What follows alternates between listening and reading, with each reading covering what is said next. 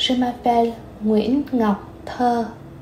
Le nom anglais Tegan a été choisi à mon arrivée au Canada pour être plus facile à prononcer, entre guillemets. La COVID a frappé quand j'étais en crise de logement, faisant mon stage et travaillant comme assistante à la petite enfance.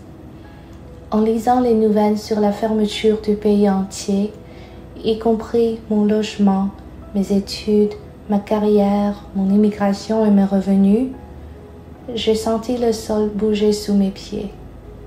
Les frontières fermées. C'est impossible de rentrer chez moi. Une personne au hasard dans la rue a craché sur moi, littéralement, et m'a dit de retourner dans mon pays. Ça va. Je me suis dit encore et encore, mais je sais que ça ne va pas. Dans les nouvelles, j'ai lu que les services de garde sont ouverts. J'ai pensé à Mon, un enfant d'âge préscolaire qui était vraiment gentil, qui m'accordait toute son attention chaque fois que je lui parlais en vietnamien. J'ai pensé à Saba, ou grand-mère, qui aimait tout savoir sur la journée de son petit-fils dans une langue qu'elle comprenait parfaitement. J'ai pensé à tous les enfants que j'ai pas eu de la chance de dire au revoir. J'ai pensé à retourner au travail pour aider, pour faire ce que je fais bien.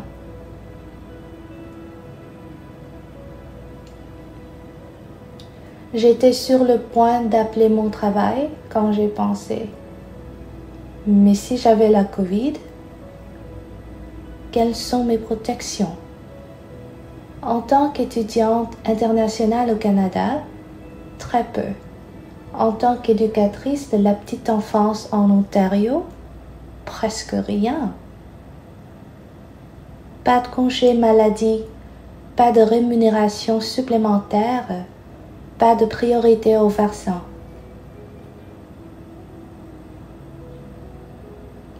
J'ai contacté mon collège pour de l'aide et on m'a parlé d'un paquet relatif aux soins de santé élémentaires que j'aurais besoin de ramasser moi-même et d'une bourse pour laquelle j'aurais besoin de remplir un formulaire compliqué mentionnant mes dépenses, mes revenus et essentiellement démontrer à quel point je me débattais et que j'avais besoin de leur aide.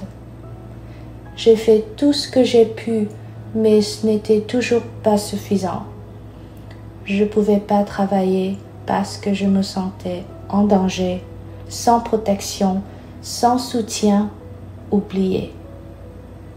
J'avais tellement à offrir à Mon, aux enfants, à leurs familles, à mes collègues. Me voilà, j'avais l'impression d'être un imposteur. J'ai rempli le formulaire de bourse en larmes.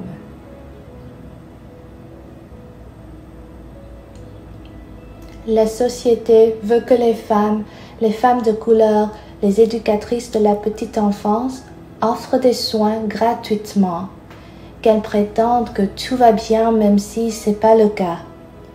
J'ai intériorisé tout ça. J'avais honte de ne pas être à la hauteur de ces attentes, jusqu'à ce que ma communauté me montre le contraire, que je mérite la protection et les soins.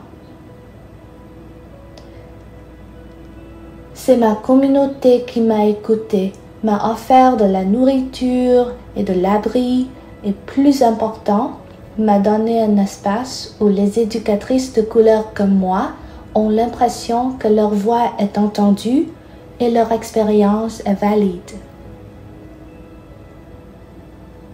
Vous entendez mon histoire aujourd'hui parce qu'au moment où le système me laissait tomber, ma communauté m'a sauvée.